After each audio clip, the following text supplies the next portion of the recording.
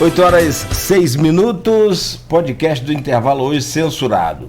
Vamos seguindo com o Folha no Ar, estamos de volta, que aqui tem um podcast do intervalo, né? Mas não está gravando nada não, estou brincando. Como a orientação do nosso departamento jurídico, comandado pelo Dr. João Paulo, melhor não publicar. Meu advogado proíbe, não tem aquela coisa do... Né? Então, hoje com o... Mas tudo brincadeira, a gente conversando aqui e descobrindo os talentos de cada um, né? O Rodrigo, que é jornalista, mas que tá lá com esse... Aí, Fernando, você que é diretor, tem um olhar clínico aí, ó. Já fiz teatro já, gente. Tá entendendo? É porque, assim, a gente acaba depois, né... Na verdade, eu sempre falo, lá em casa, eu sou de Gruçaí, né? Então, Gruçaí era um lugar de poucas perspectivas nesse sentido, apesar de São João da Barra ter um lugar muito cultural, né? E isso tem, de um tempo para cá, tem grandes artistas em São João da Barra, né? Gruçaí não era muito... Isso não era muito... comum. Não era muito... porque o balneário funciona mais no verão, isso, aí tinha muita essa interferência a cada 6 meses e tal, assim, né? E então a gente até era mais moderninho, vamos dizer assim, né? De usar uma roupa nova, um tênis novo, por causa dessa motivação. Mas a cultura não era muito... Aí depois surgiram alguns projetos muito bacanas lá, que incentivaram isso através da dança. Aí veio o CEPEG, que era o Centro de Estudos e Pesquisa de Gruçaí, que tinha dança de salão, tinha essas coisas. E lá na escola onde eu estudava, que era a Escola Estadual de Mar Dalves Torres, surgiu na época uma professora que veio de Rio Bonito para trabalhar lá, e ela trouxe um projeto para a instalação do sítio do Capão Amarelo. Aí ela trazia os textos de Taubaté diretamente, e a gente tinha os lobatinhos, que era lá em Gruçaí. Tô contando isso aqui. Que bacana. E aí esse dia até que foi até engraçado, porque a gente ia fazer apresentações no Dia das Crianças aqui no Parque Centro, quando o Parque Centro era e tal, assim, Michele Mairink. O pai dela tinha uma loja lá. Aí tinha uma foto que eu publiquei de quando eu era pequena, e tinha escrito a loja do pai dela, Mairink, atrás. Ela falou: olha, quantas vezes eu assisti isso lá pequena e tal, não sabia que era você. Então a gente fazia muito isso, era o Pedrinho, né? E a gente fazia muito essa peça. A gente chegou aí na casa do poeta, acho, em Niterói, fazer apresentação. Só que aí era aquilo, né? Lá em casa eu sempre falo, a gente, graças a Deus, teve essa oportunidade de sonhar um pouquinho mais, mas era um que queria ser artista e o outro queria ser jogador de futebol. Aí eu, nesse caminho, eu acabei indo para o jornalismo também, nessa questão da comunicação, e meu irmão chegou a ser jogador profissional de futebol. Aí eu falo, graças a Deus, isso foi oportunizado através da educação, essa possibilidade pra gente. Então, assim, o teatro é algo que eu já tive contato, mas depois acabei perdendo contato por causa da correria de trabalho e tal, né? Dificuldade de vir de Gruçaí para morar aqui, então tinha que trabalhar e fazer a faculdade, não tinha como ter esse contato. Mas tem vários amigos que são artistas, inclusive o Mike Maíca e várias outras pessoas que eu admiro muito, e sempre que eu tenho oportunidade de prestigiar, eu tô indo, assim, porque, na verdade, eu me sinto prestigiado quando vou ver um artista no palco, porque eu sei, né, da dedicação que é, do esforço que é e da paixão que é. Sabe o que é? Eita. Sabe o que é tá por ali. Sim. Bom, eu como artista não tenho nem história para contar. O máximo... mas já foi garoto não, e tal, né? Desfilou. É mais minha carreira de modelo, né? Que também não decolou, não sei porquê. Bom, só voltando aqui graças a Deus é melhor ser radialista mesmo, para alegria tem um amigo meu que fala que eu desfilei, no dia que eu desfilei lá, que eu ganhei o concurso de garoto e tal, os outros concorrentes eram tipo aqueles monstros S.A. Me esculhambando. Não, e assim, só também eu quero mandar um abraço pro pessoal. Tem até hoje o grupo aí dos Lobatins, né? Que é o pessoal lá da escola. Até hoje a gente tem esse grupo lá, a gente volta e meia, a gente se reúne pra falar, todo mundo casado agora com a vida lá. E também era um momento muito difícil, assim, de entendimento, né? Que a gente sofria muito por ser um lugar pequeno, né? Então todo mundo que era envolvido com a arte, que gostava de desfilar, gostava de dançar e tal, sofria muita resistência, muito preconceito, muito apontamento. Então, assim, isso afastava muita galera às vezes de participar. Isso, aquele né? preconceito era absurdo. E as pessoas participavam. Então, assim, mas graças a Deus isso é uma coisa que tem mudado muito, e acho que é importante a gente incentivar isso, cada vez mais as pessoas estarem envolvidas com a arte, porque nossa, só... Para ser jogador de futebol tinha preconceito. Sim. É malandro. Para ser artista, malandro, cantor, malandro. O primeiro preconceito que sofria era malandro. Depois vinha sexualidade, vinha conduta, moral, tudo absurdo. Bom, são 8h12, nós voltamos aqui com o programa já. Hoje conversando com o Fernando Rossi, que é o diretor teatral e de cinema, e a Raquel Fernandes, que é atriz e professora do IFE, no curso de licenciatura em artes cênicas. Ela vai falar sobre essa parte, a gente estava conversando no intervalo. Tem uma procura muito legal, muito bacana, jovens aí do Brasil inteiro estudando no IFE, a gente vai falar sobre isso. Só dar uma dica aqui para os motoristas: Campos segue com tempo nublado, chuvoso aqui na área central, e se você for optar, estiver em Guarulhos e vier para o centro, opte aí pela Ponte da Lapa, a Ponte Leonel Brizola, que é a Ponte Rosinha, aqui próximo ao Mercado Municipal, na descida, né? Para quem vem de Guarulhos, está muito cheio o trânsito, está bem lento por ali. E já a Ponte Saturnino de Brito, que é a Ponte da Lapa, está com trânsito tranquilo. Ô, Rodrigo, volto com você então aí, abrindo esse bloco e a gente virando um pouco a chave, falando do teatro em Campos, como um todo, né? Do que a gente tem aqui para oferecer, do talento dessa terra. Me lembro muito Aloysio Abreu Barbosa, que é titular dessa bancada, ele sempre cita aqui o Capi. Vocês fizeram já algumas parcerias aí, eu não sei se pode falar também, Capi, mas... Ive, né? Muita gente boa. O Capi, eu tive, faz uma falta enorme, é um artista, uma referência, uma cultura imensa, era um prazer conversar com ele, a troca com ele era incrível. Ele é uma personalidade que faz muita falta. Vira e mexe, a gente lembra dele. Sim. E eu tive a oportunidade de ser assistente de direção do Capi no espetáculo Arena Conta Zumbi, do Augusto Boal, que inaugurou o Teatro Alberto Sampaio, o Teatro de Arena. Acho que ainda era o governo de Zezé Barbosa, alguma coisa assim.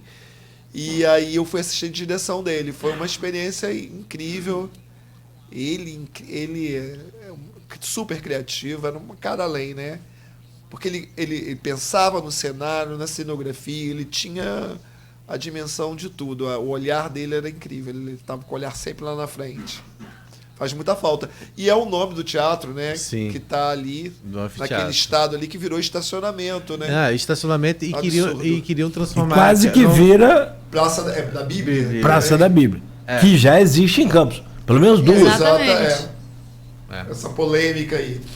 Pois é. Nada contra que tenhamos 200 praças da Bíblia. Não há problema algum. Eu principalmente defendo que se tenha assim, mas o que nós temos que parar é com essa cultura. Você já pensou se é ali, então, uma centenária praça da Bíblia, aí vem você com um anfiteatro? Você tá maluco, você é esquartejado em público, né? Então, assim, eu sou a favor de que se tenha muitas praças da Bíblia, cada uma num bairro, pode ter problema nenhum. Agora, o que não pode é a gente tirar ou um anfiteatro, ou um outro ponto turístico, ou outro ponto de atração gratuita para acabar com a praça. Não, a gente não precisa destruir uma coisa para fazer. Tem que parar com essa cultura, né? Essa política. Eu não sei como é que está o pé dessa situação. Só sei que a gente passa por ali e vê que se transformou em um grande estacionamento, né? Ainda mais com a transferência do camelódromo, né? Aí é um absurdo. O anfiteatro também, né? Tá lá, não está preservado. Eu sempre vou ali ao mercado, uso às vezes até aquele estacionamento ali, mas assim... preservar sem usar também não adianta muito, né? Mas ele está lá. Fica sem função. Agora, tem o Rossi está certíssimo. Tem 2 estacionamentos. Que você subindo ali pela ponte. Viaduto, né? Embaixo do viaduto, aquele... Tem e tem um antes, onde era ali, logo depois do camelódromo. E também botaram um monte de barraca, não sei se está ainda, tinha um monte de trade de comida agora ali dentro, não sei se tem... Não, agora tirou, aquele pessoal renovou, fez ali uma revitalização, lembra? Reordenamento. Ficou bacana ali. Ficou bonito, por sinal. Tive até lá. Ficou onde? Onde era o mercado ali, onde era o ponto das vans, tirou se tem algum no estacionamento, eu não me lembro. Acho que acabou também porque não faz sentido ter mais, porque o camelô veio para cá, né? Voltou pro lugar de origem. Realmente eu não tenho tempo que eu não passo. E tem 2 estacionamentos. O anfiteatro está ali, sufocado ali. Exatamente, entre 2 estacionamentos. Porque a gente falou, não adianta ele estar ali se não promover. Eu acho que e que leva o nome do capítulo. Pensar com mais carinho naquele espaço ali. Ressaltou. Mas assim, falando sobre essa questão de hoje, né? A gente, durante muito tempo, a gente via artistas aqui de Campos, né? E quando a gente fala do Fernando, né, como diretor só, mas é muito pouco falar de Fernando só como diretor, né? Fernando é muito facetado, assim, né? Tem vários trabalhos na cena cultural aqui de Campos, né? Acho que já foi da parte cultural do SESI. Eu fiquei 25 anos no SESI, na parte do cultural, administrando o Teatro SESI, que foi uma experiência, 25 anos da minha vida lá. Depois eu fui convidado pelo governo Rafael para administrar esse diretor do Teatro de Bolso. Também foi uma experiência incrível. Um teatro que estava fechado 2 ou 3 anos. Sim, marcou demais. Nesse período mesmo, a gente, com todas as deficiências que o teatro tem, né, é um prédio de mais de 55 anos, né, um prédio histórico, é uma referência histórica na cidade, o Teatro de Bolso. Os 4 anos, mesmo com pouco orçamento, que era muito precário o orçamento no período do governo, a gente conseguiu movimentar aquele espaço e não deixar que ele ficasse fechado um final de semana e priorizando as produções locais. E a gente já viu de um processo muito de ocupação daquele espaço pela cena artística, né, que pedia a reabertura dele. Eu lembro que você voltou aí, você fez parcerias incríveis que trouxeram espetáculos. Com o Sindicato dos Artistas, com a Unirio, a gente promoveu bastante coisas bacanas. Foi muito bacana, eu lembro dessa. E marcou muito essa reabertura. O problema é que o último ano, né, que seria um ano que a gente queria fechar, de uma certa forma, com chave de ouro, foi justamente o ano da pandemia. Que veio a pandemia, que a gente não conseguiu fazer absolutamente nada. E aí foram 2 anos difíceis. A gente está retomando praticamente o ano passado, né, porque o julgamento de Lúcifer, a gente voltou no finalzinho de novembro, que é um mês já complicado, que as pessoas já estão com cabeça em Natal, em festas de final de ano. Por isso que a gente fez questão de retomar o julgamento de Lúcifer agora e ter a oportunidade de ter 2 finais de semana. Porque o ideal é ter as produções terem 2 finais de semana, porque a gente sabe que a grande propaganda é o boca a boca, né? Um contando, poxa, vi um espetáculo bacana. Essa oportunidade de vir falar, de avaliar o que foi o primeiro final de semana e ganhar mais público. E como é que foi o fim de semana? A gente não te perguntou. A gente teve um público bacana, né? Para nossa alegria. E aí a gente acredita que uma cidade com potencial de Campos tem muita gente ainda que ainda não assistiu nenhuma das versões anteriores e que vão ter essa oportunidade agora de viver essa experiência com esse texto tão bacana. Tem um depoimento aqui no Face falando assim, olha, era um ótimo ator mirim. É a mãe dele, suspeita de falar. Ela está falando aqui. O Pedrinho do sítio. Não, mas essa história de suspeita é bem complicado, porque quem assistiu foi a mãe. Então, eu não sei, quem é suspeito sou eu. Fã número 1. Exatamente. Não é verdade. E a gente está falando de algo pelo menos de 35 anos atrás, né? Então... Presidente do seu fã-clube. Pois é, né? A gente tá falando de algo... Aí, professora, chama ele. A gente tá falando inscrições abertas para o curso lá no Arte Cênica. Pois é, 35 anos que já tem isso aí, pelo menos. Muito bom, muito bom. Né? Acho que é mais ou menos isso. E aí... é uma fase que fica para sempre, né? É uma experiência única. Com certeza. Você quer ver, falando sério, essa coisa de brincadeira de criança e tal, mas que marca mesmo... antigamente tinha muito, hoje eu vejo muito pouco, quase não vejo mais, gincana. Você lembra da gincana? Porque hoje é tudo uma série de coisas complicadas, o mundo ficou chato pra caramba. Muito, a verdade é que ficou chato. Claro que direita é direita, essas coisas não se mexem, nem passa perto. Isso tinha que ter mudado, não era para ter existido, preconceitos, essas coisas que sempre existiram, que não era nem para existir. E agora existe, né? Claro, acho que aí, graças a Deus, finalmente, uma cobrança maior e tem as punições devidas para quem comete os crimes aí de preconceito, de racismo, essa coisa toda. Mas fora isso, no mais, ficou muito chato o mundo. Você falou em gincana, mobilizava a juventude. Todo né? mundo. Sim. Outra coisa também que a gente sente muito, os festivais, né? Festivais de teatro. Eu participei de festivais de teatro estudantil, universitário. Na minha época de faculdade de filosofia, tantos festivais movimentando todas as faculdades, medicina, serviço social, né? A UF, né? Que só tinha serviço social. Então, como isso movimentava a cidade e como isso revelava novos talentos, né? Era uma cidade que tinha muito movimento. Então, muitas ações que eu acho que poderia, né, o poder público poderia repensar nisso aí. Eu sei que ele tem buscado fazer algumas coisas muito em função de parcerias com o governo federal, através de leis, Aldir Blanc, ou Lei Rouanet, ou lei agora o Paulo Gustavo, que estamos ansiosos para a abertura do edital. Né? Mas a gente sabe que ainda vai ser sempre. Né? Nós, artistas, vamos sempre achar que ainda é muito pouco diante de uma cidade da dimensão de Campos, o que pode ser feito nos bairros, na comunidade como um todo.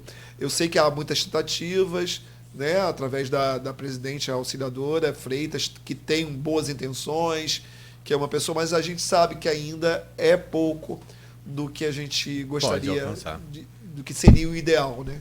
Sim, sim. E a gente fala isso, a gente deu um exemplo simples, né? Quando a gente tem um espaço que é dedicado à arte e que não está lá sem ocupação, né? Sem que se pense em algo para aquele local, né? Então, assim, e pior, quando você abre a possibilidade de ter a descaracterização daquele local para o que ele foi proposto, que é uma homenagem, inclusive, a uma pessoa que, como você falou, marcou história ali naquele espaço, uma referência. Então, assim, é tudo isso que a gente tem que pensar. Agora, como o Cláudio falou aqui nos bastidores, a gente está vendo aí, né, a volta do casal Garotinho à cena teatral, né, que eles anunciaram nas redes sociais. Na verdade, eles anunciaram isso, o próprio Garotinho falou isso com o Arnaldo Neto, nosso amigo, que foi aqui da bancada aqui, né, o Arnaldo... o Garotinho deu essa informação para ele lá durante uma entrevista, né? Isso repercutiu, inclusive a Benedita Seara também deu isso essa semana na coluna dela, essa volta do casal Garotinho aos palcos aí, né? Assim, que é uma coisa que, se isso vier realmente para refletir de forma positiva a esse olhar cultural de Campos, que... Né? Perguntar aos artistas aqui, como você vê, por exemplo, meu caro Fernando? Eu acho bacana de voltar à origem, eu acho isso bacana. O bom filho a casa torna. Eu acho muito bacana. Louvável. Eu fiz teatro com Rosinha nos anos... final dos anos 70, né, no Nilo Peçanha. Nossa. Garotinho também eu conhecia, o trabalho dele junto com o Fernando Leite. Sim. Né, Sim. Eles tinham um grupo incrível. Memorável, né? Era um grupo questionador, eles eram... Né, Fernando Leite... Eu tenho imagens. Né?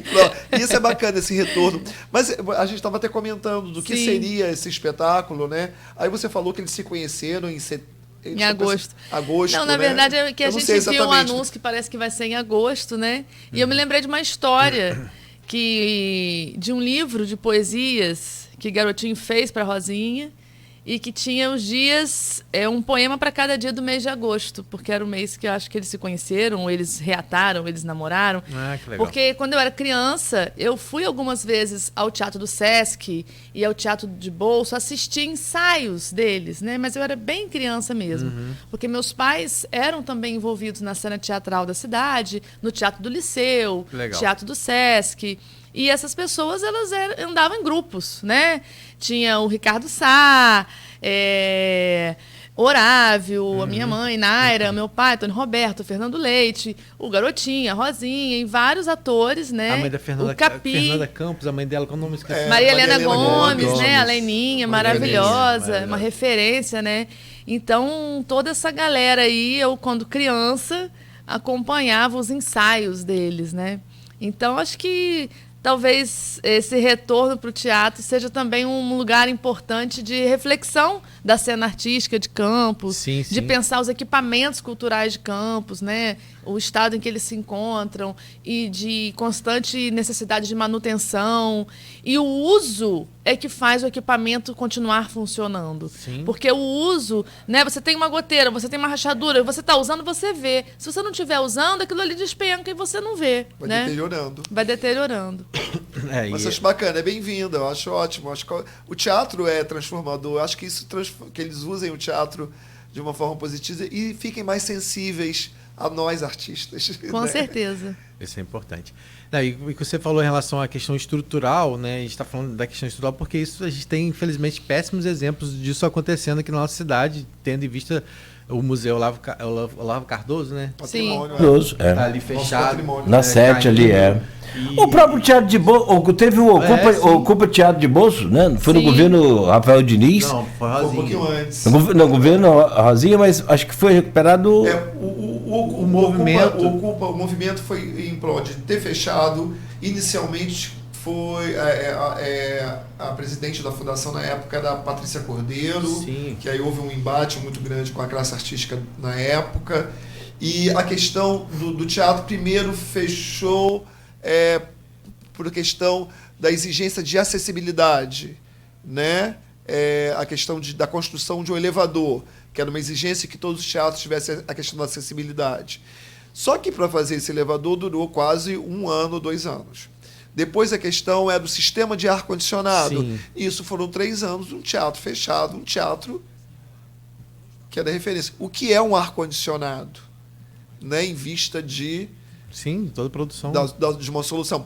E aí, na minha entrada, na minha entrada, aí sim, com o Rafael, foi resolvida a solução do ar-condicionado simples. Colocaram, já que o ar-condicionado central não estava funcionando, se colocou Splinter, resolveu e continua as atividades. Eu lembro, foi muito Né? bacana isso. E aí, 3 anos, um absurdo, é isso que nos chateou bastante a classe manter aquele teatro fechado. Se é a casa do artista local, por que não deixá-lo aberto, né? Funcionando? E, principalmente, com o grande objetivo, teatro é para teatro. A prioridade é teatro, não são outras atividades. Porque ela depois virou outro momento. Agora falando... Baquito, o cara tá com um fã-clube aqui, velho. Vocês estão brincando aí, ó. Você vai ter hoje aqui a contratação, vai sair daqui com um artista. Precisando, que eu tô desempregado. Ó, tá aqui também o Zé Vitor, lá de São da Barra, tá falando aqui, ó. Que bela recordação, Rodrigo. Os Lobatinhos foram muito importantes para o nosso Admardo. Surgiu por conta da Biblioteca Monteiro Lobato, projeto da Calma aí. Dagmar. Projeto da saudosa Dagmar. Dagmar, isso. Grandes tempos.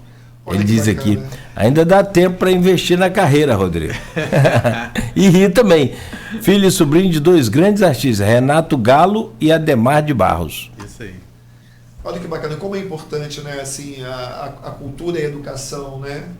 É fundamental. Eu lembro, a gente pegou um tempo nos anos 70, eu estudei numa escola que possibilitava essa experiência com a arte, né? Foi quando eu descobri o teatro, né? Lá nos anos 1975, né? Com Dona Vilma, Rangel Braga, Dona Ieda Dunca, professores incríveis que marcaram a minha história e como isso foi fundamental para a minha formação. Sim. Eu queria que você falasse, a gente vai falar um pouco daqui a pouco sobre essa questão de formação, porque o Fernando também, né, já quantos artistas o Fernando ajudou a formar, né? Então a gente vai falar um pouquinho sobre isso. Mas como é que está hoje essa questão da produção local? A questão hoje, nós temos espaço para essa produção local, isso tem crescido, tem aí outros espetáculos sendo montados. Como é que está isso aqui em Campos hoje, da questão do teatro de forma geral? Eu nunca parei, né? Estou sempre em movimento. Por exemplo, para esse ano eu ainda tenho mais, começando agora com o Julgamento de Lúcifer, eu tenho mais duas remontagens né, que eu fiz primeiro, eu fiz uma outra parceria, além da minha parceria com o Adriano Moura, eu tenho uma grande parceria com a dona Arlete Sendra, Que legal. uma querida, que eu montei a trilogia O Avesso da Mulher, que foi Capitu, Diadorim e Macabeia, que foi um trabalho bacana. E dona Arlete, no período da pandemia, ela escreveu Memórias de Sancho Panza, que é também um monólogo, com o ator Pedro Fagundes. E a gente vai retomar a convite da Fundação Cultural. Nós vamos estar na programação de aniversário do Trianon em julho. Então vai estar no Trianon o Memórias de Sancho Panza com o Pedro Fagundes fazendo. Eu também vou estar com um infantil também que eu montei, que é o Viagem de Barquinho, na programação do Trianon. Depois eu volto com outro texto de uma autora inédita, que é a Luciana Kelsen, Conversas de Chocolate, que deve ser final de julho e setembro. Final de julho e agosto. E o que mais que eu tenho? E tem um outro texto inédito de Dona Arlete, que deve ser para outubro, que é Diário de uma Intimidade Íntima. É quase a continuação da Capitu, do Machado de Assis. E tudo produção local. Tudo produção com local. Artista local, com cenografia local. Então, tudo. como você pode ver, tem. O que não falta é produção e coisas bacanas que vão estar aí. Fora o meu trabalho lá no meu estúdio, né, no estúdio Gente para Brilhar, com alunos. A gente tem uma turma tanto para criança, né, e como para adulto.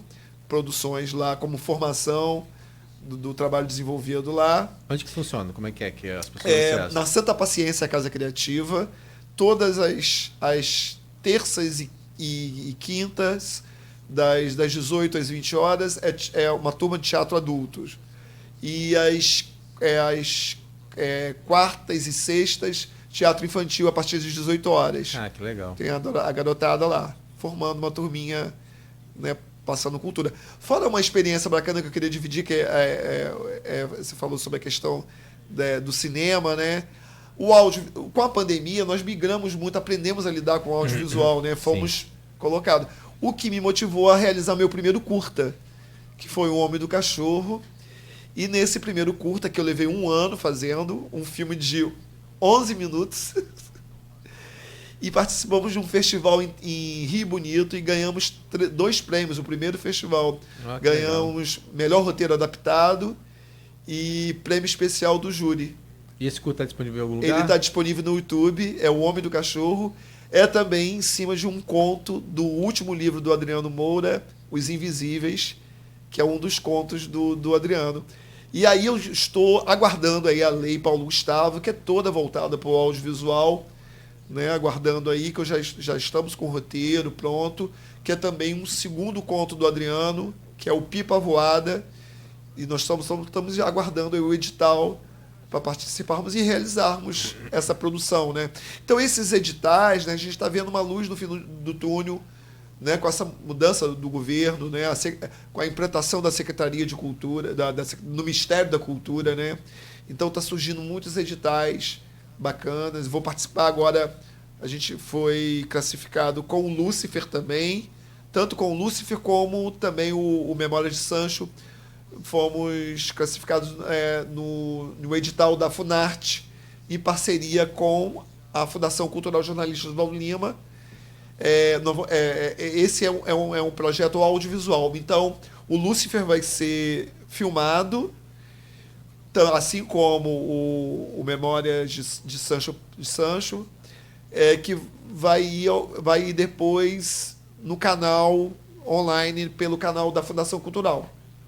Legal. Nós passamos nesse edital, né? Que é muito os bacana. editais, eles são muito importantes para o fomento, né? As pessoas às vezes falam, mas vai ficar dando dinheiro para a cultura, mas esse dinheiro é o salário dos artistas que faz a economia rodar. O artista paga o aluguel, paga a conta, vai no supermercado, paga o combustível, paga a vida dele, né? Então, assim, ter esse fomento, né, e esse incremento nos editais, e edital, gente, para quem não sabe, pode se informar, é um processo muito seguro do recurso, porque você tem que cumprir muitas etapas. E eu lembro, assim, falando essa questão de edital, porque muita gente achava que era uma coisa inacessível, né? Assim, não dava para acessar. E eu lembro que o Rossi, à frente lá do SESC, diversas vezes fez capacitações voltadas a essa questão para que as pessoas pudessem aproveitar, porque muitas vezes o SESC tinha editais e os artistas daqui não conseguiam absorver.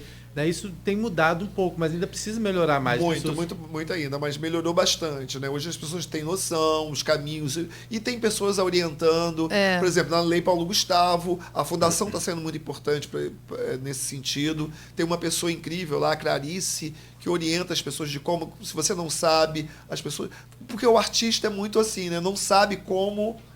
preparar um projeto, como participar de um edital. Isso é fundamental. Sem isso, você fica parado. Exatamente. E o edital, ele democratiza o acesso ao recurso de forma transparente. Ele tem que ser publicado, ele tem prazos, ele tem planilhas, você tem que prestar conta. Então, é bem importante a gente pensar nesse fomento do edital como uma possibilidade, né, de um trabalho contínuo e constante para artistas e fazedores de cultura de uma maneira geral. E o edital também, é bom a gente ressaltar, a gente está falando aqui de editais, claro que a gente pode falar sobre o SESI, SESC também, que tem outros editais, mas o edital não isenta o poder público municipal também de estar promovendo também as suas ações e disponibilizando também possibilidade de recursos. Porque muitas vezes mas tem o edital de Blanc. Com certeza. Tem o edital Paulo Gustavo. E só o fato do município estar promovendo, às vezes, a divulgação, né, orientando, não basta só. Esse é um recurso para ser a mais, na verdade. Quando vem do governo federal, quando vem dos editais estaduais também que existem, né, através da Secretaria de Cultura, eles vêm para poder complementar, mas a política pública municipal em relação à cultura, ela tem que existir. Exatamente. Ela tem que existir essa possibilidade, isso não isenta o poder público municipal. Não estou falando só em relação a campus, não. De forma geral, que a gente está falando de todas as prefeituras aqui da região. Né? Então, assim, porque às vezes acha que... O fato de ter o edital, né? Já tá pronto, ali, né? Já foi. E a Raquel colocou uma coisa tão importante. Como move a economia, né?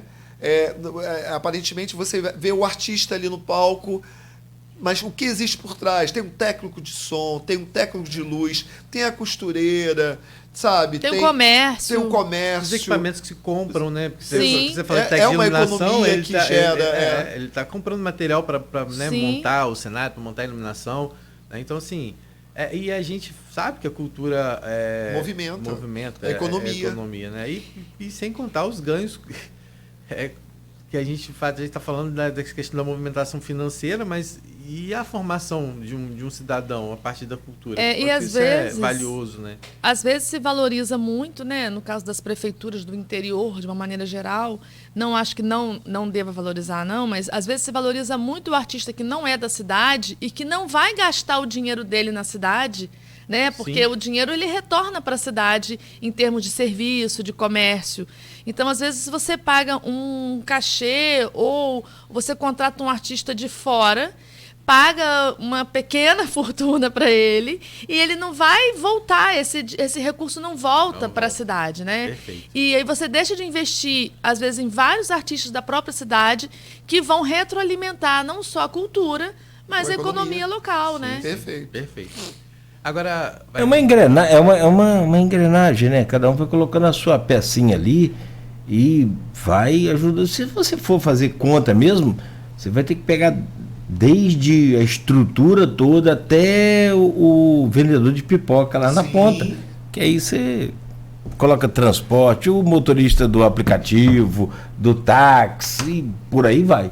Né? Não dá uma conta exata. Sim. O bom é que não dá exato, mas é uma conta extremamente positiva. É o ganha-ganha que a gente precisa sempre praticar, né? Tem uma pausa rápida aqui, são 8h40, mas é bem rápido mesmo. 2 minutos, no máximo, a gente volta para continuar aqui a nossa conversa, o nosso bate-papo. Lembrando sempre que a peça, o espetáculo Julgamento de Lúcifer, está em cartaz no Teatro de Bolso.